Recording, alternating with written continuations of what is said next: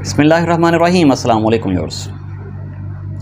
Viewers अज की story sari जी थोड़ी जी मज़ाही है। उम्मीद करने कि तुहानू अज पसंद आएगी।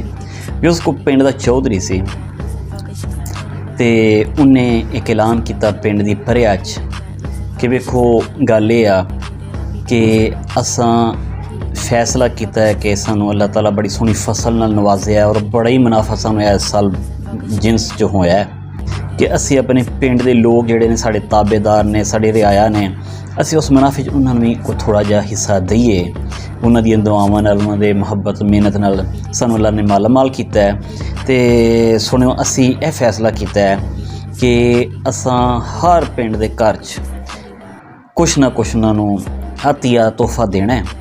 तो मेन गल फैसला होया कि जिस घर दे विच फैसले मर्द कर रहे होंगे उन्होंने चौधरी साहब असी जनाब उन्होंने असी देंगे घोड़ा भी। उस पिछले दौरां च फिरन तुरन लई सफ़र लई या घोड़ा हुंदा या खोता हुंदा या खच्चर हुंदा ही और यही उदों करोले ते होंडे सन, यही वो लोगों की शान हुंदी सी।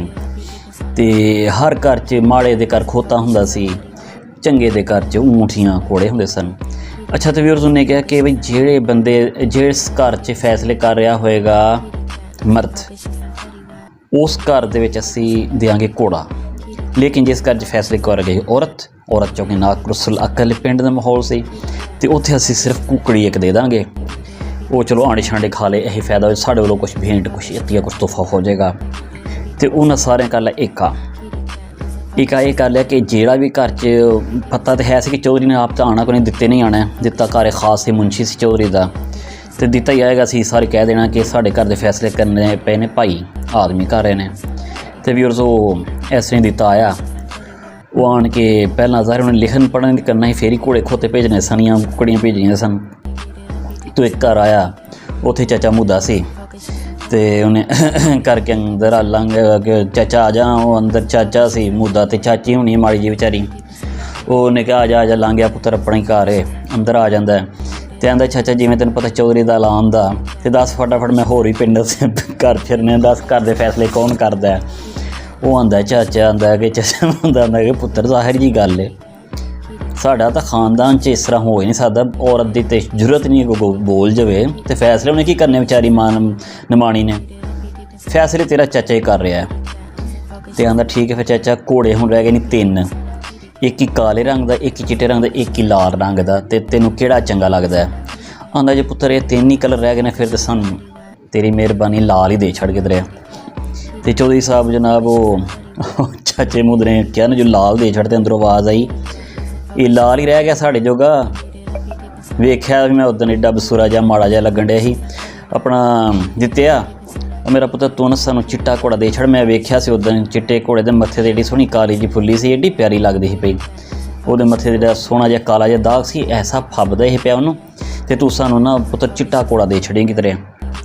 तो वो जनाब दिता तो हैरान हो के चाचे ने पे वेखे दिता चाचे ने कहता कि की आना चाचा कहा ठीक है पुत्र घोड़ा ही है ना लाल हो चिट्टा तू सानू चिट्टे ही दे छड़। मुद्दा आंदा फिर भी चाचा वेख लै वो अंदर वेख के ना आंदे चिट्टे लेना सो हाँ पुत्र चिट्टे दे चिट्टे लाल का की फर्क होंगे। मुद्दा जनाब आंदा ठीक है चाचा वो लिख के तो बाहर तुर जाता वापस आंदा कुकड़ी चुक चाचे मुद्दे ते घर च मार के बुआ बंद कर टोक आंदा चाचा अपना घोड़ा सांभ लै। उन्होंने पता लगा कि चाचे की भी कोई औकात नहीं घर च, चाचा भी चाचा ही लगा हुआ है। शाम को फिर दिता गया चौधरी साहब को तो कह के चौधरी साहब ताड़ी मेहरबानी कुकड़ियाँ होर मंगा लो साढ़े पिंड से होर ही भाना वरत गया जे घोड़ा किसी के घर नहीं गया सारे घर कुकड़ियाँ गया नहीं। तो गल इस गल का मकसद है वेखो जी साढ़े चैनल पर कभी कहानी को फजूल नहीं होंगी कि वीरे जे वो तुहानू ताना दवे थले लगे होने का बुढ़ी को डरन का रन मरीद होंदा तो वीरे गुस्सा नहीं करना। ये कहानी घर कर दी है बहुता गैरतमंद हो के तो फिर बह नहीं रहना। देखो जी हुण 40-40 साल उम्र के फिर हर एक सानू लभना भी नहीं लभना बंदा दलेर हो गया तो बाद चो हैं मेहरबानी कंपलैक्स का शिकार नहीं होना मत्था चुक के कहना कि अल्हम्दुलिल्लाह बाय।